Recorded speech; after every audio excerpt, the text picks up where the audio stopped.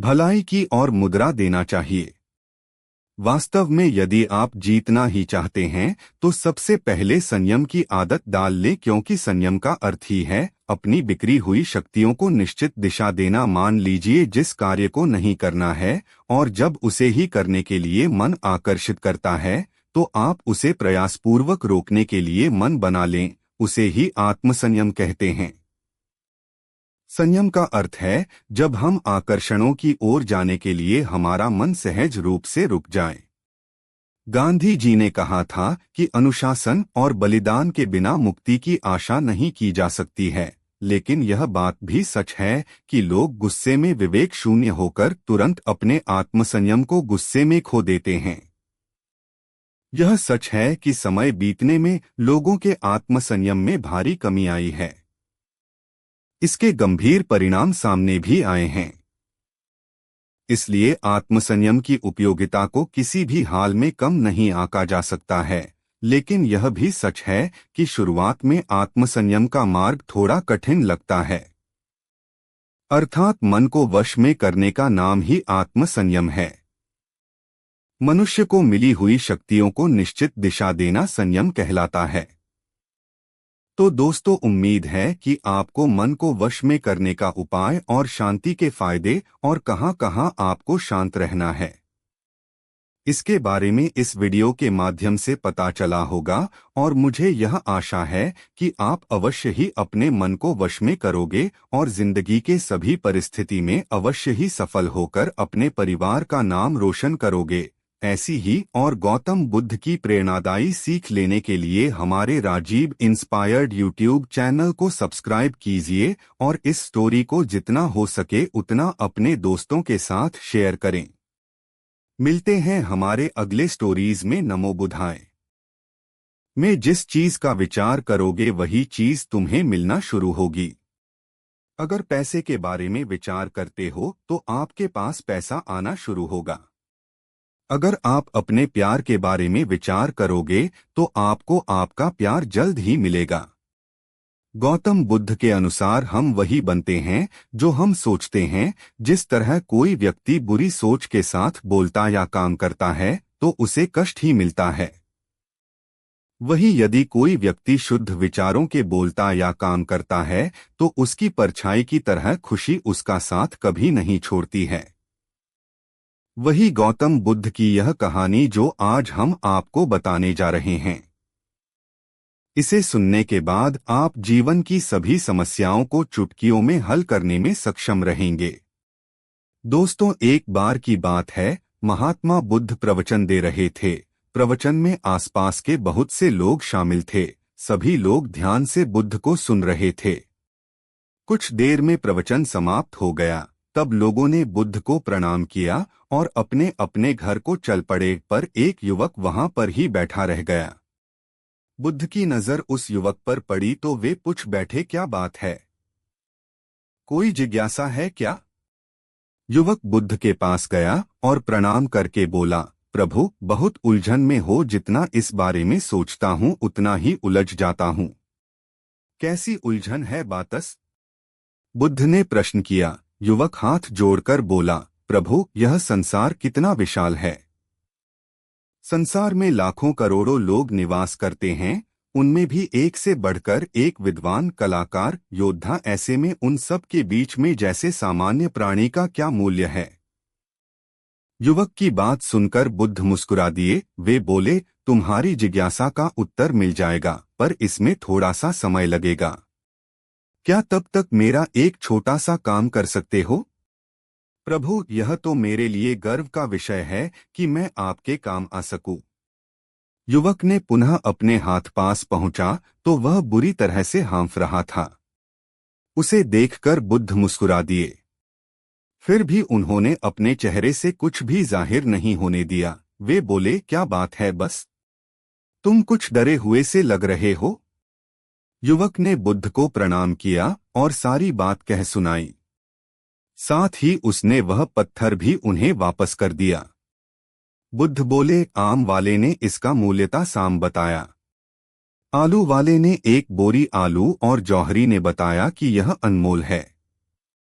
इस पत्थर के गुण जिसने जितने समझे उसने इसका मूल्य उसी ही कि हमारे भगवान बुद्ध ने और ना जाने कितने सफल लोगों ने कहा है।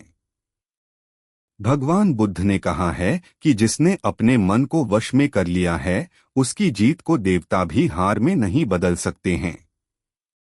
अर्थात मन को वश में करने का नाम ही आत्मसंयम है, जिसका अर्थ है अपने आप को वश में करना।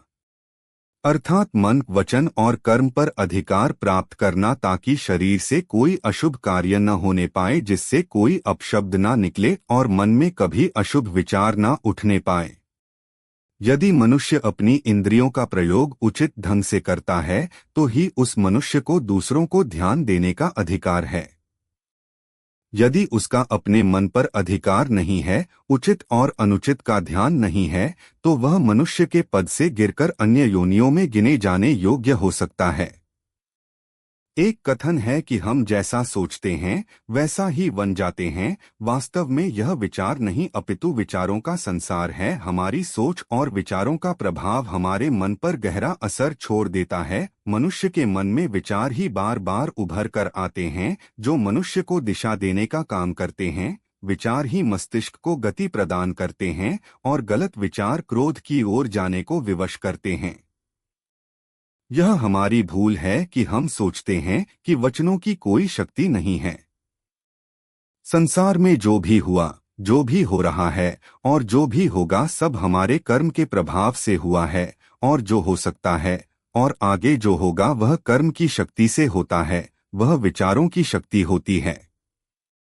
यदि हमारे अंदर आत्मसंयम नहीं है तो आत्मिकता का धन हमारे हाथ नहीं आ सकता है।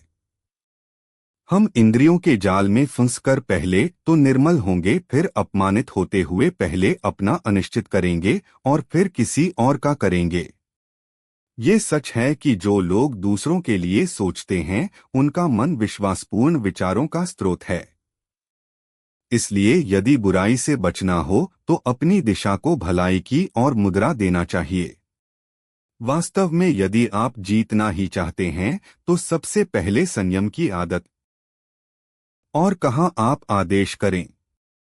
रघुवध ने युवक को एक चमकीला पत्थर देते हुए कहा, तुम्हें इस पत्थर का मूल्य पता करना है, पर ध्यान रहे इसे बेचना नहीं है। सिर्फ इसका मूल्य पता करना है, जैसी आज्ञा प्रभु। ऐसा कहते हुए युवक ने बुद्ध से वह पत्थर ले लिया। उसने एक बार फिर से उन्हें प्रणाम किया और बाजार की ओर चल पड़ा। बाजार वहां से ज्यादा दूर नहीं था। युवक थोड़ी देर में वहां पहुंच गया। वह सुबह का समय था, इसलिए बाजार अभी ठीक से लगा नहीं था। वहां पर एक का दुख का दुकानदार ही थे। युवक ने जिज्ञासावश इधर उधर नजर दौड़ाई। उसे एक पेड़ के नीचे एक दुकानदार नजर आया। वह आम बेच रहा था। युवक उस दुकानदार के पास पहुंचा और उसे पत्थर दिखाते हुए बोला, क्या आप इस पत्थर की कीमत बता सकते हैं? दुकानदार एक चालाक व्यक्ति था। पत्थर की चमक देखकर वह समझ गया कि अवश्य ही यह कोई कीमती पत्थर है। वह बनावटी आवाज में बोला, देखने में तो कुछ खास नहीं लगता, पर मैं इसके बदले दशाम दे सकता हूँ। दुकानदार की बात सुनकर युवक को हल्का सा क्रोध आ गया। वह मन ही मन बताया, यह आदमी मुझे बेवकूफ समझता है। इतना सुंदर पत्थर और इसका मूल्य सिर्फ दशा, अवश्य ही यह झूठ बोल रहा है। युवक को चुप देखकर दुकानदार बोल उठा, क्या कहते हो, निकालूं आम? पर युवक ने दुकानदार को कोई जवाब नहीं दिया। मैं चुपचाप आगे बढ़ गया। सामने एक सब्जी वाला अपनी दुकान सजा रहा था। युवक उसके पास पहुंचा और उसे पत्थर दिखाते हुए उसका मूल्य पूछा। उस पत्थर को देखकर सब्जी वाले की आंखें खुशी से चमक उठी। वह मन ही मन सोचने लगा, यह पत्थर तो बहुत कीमती जान पड़ता है। अगर यह मुझे मिल जाए तो मजा ही आ जाए। क्या हुआ भाई, कहाँ खो गए? युवक ने दुकानदार की तंद्रा थोड़ी सब्जी वाला चौंकता हुआ बोला, कुछ नहीं, कुछ नहीं, मैं तो बस मन ही मन इसकी कीमत की गणना कर रहा था। वैसे मैं इस पत्थर के बदले एक बोरी आलू दे सकता हूँ। सब्जी वाले के चेहरे की कुटिलता देखकर युवक समझ गया कि यह दुकानदार भी मुझे मूर्ख बना रहा है। मुझे किसी और से इसका मूल्य पता करना चाहिए। यह सोचता हुआ युवक आगे बढ़ गया। सब्जी वाले दुकानदार ने युवक को पीछे से आवाज लगाई, क्या हुआ भाई? अगर आपको यह मूल्य कम लग रहा है तो बताएं तो सही, मैं इसे बढ़ा दूंगा। पर युवक ने उसकी बात पर ध्यान नहीं दिया। वह अब इधर उधर किसी ऐसे व्यक्ति को खोजने लगा जो जानकार है। दुकान को अभी खोल ही रहा था। उसने युवक को अपनी दुकान की ओर आते हुए दूर से देख लिया था। साथ ही उसने युवक का हुलिया देखकर यह भी भांप लिया था कि यह कोई गरीब व्यक्ति है जो संभवत कोई गहना बेचने आया होगा। जौहरी ने हाथ जोड़कर युवक को नमस्कार किया और मुस्कुराकर पूछा, बताएं महोदय, मैं आपकी क्या सेवा कर सकता हूं? युवक ने बुद्ध का दिया पत्थर अपनी हथेली पर रख दिया और बोला, इसका मूल्य पता करना था। पत्थर को देखते ही जौहरियों से पहचान गया कि यह बेशकीमती रूपी पत्थर है जो किस्मत वाले को मिलता है। वह बोला, पत्थर मुझे दे दो और मुझसे 1 रुपये यह ले लो। कहते हुए जौहरी ने पत्थर लेने के लिए अपना दाहिना हाथ बढ़ाया, पर तब तक युवक ने पत्थर को अपनी मुट्ठी में बंद कर लिया था। उसे पत्थर के मूल्य का अंदाजा हो गया था, इसलिए वह बुद्ध के पास जाने के लिए मुड़ गया। जौहरी ने उसे पीछे से आवाज लगाई, अरे रुको तो भाई, मैं इसके 50 लाख दे सकता हूं। लेकिन युवक को वह पत्थर बेचना तो था नहीं, इसलिए वह रुका नहीं और दुकान के बाहर आ गया। पर जौहरी भी कम चालाक नहीं था। वह उस अनमोल पत्थर को किसी भी कीमत पर अपने हाथ से जाने नहीं देना चाहता था। वह दौड़कर उसके आगे आ गया और हाथ जोड़कर बोला, तुम ये पत्थर मुझे दे दो, मैं इसके बदले 1 करोड़ देने को तैयार हूं। युवक को जौहरी की बातों में अब कोई रुचि नहीं रह गई थी। वह जल्द से जल्द बुद्ध के पास पहुंच जाना चाहता था, इसलिए ना तो वह रुका और ना ही उसने जौहरी की बात का कोई जवाब दिया। वह तेज तेज कदमों से बुद्ध के आश्रम की ओर चल पड़ा। जौहरी ने पीछे से आवाज लगाई, यह अत्यंत मूल्यवान पत्थर है, अनमोल है। तुम जितने पैसे कहोगे मैं दे दूंगा। यह सुनकर वह युवक परेशान हो गया। उसे लगा कि कहीं पत्थर के लालच में जौहरी उसे पकड़कर जबरदस्ती न करने लगे, इसलिए वह तेजी से आश्रम की ओर दौड़ पड़ा। युवक जब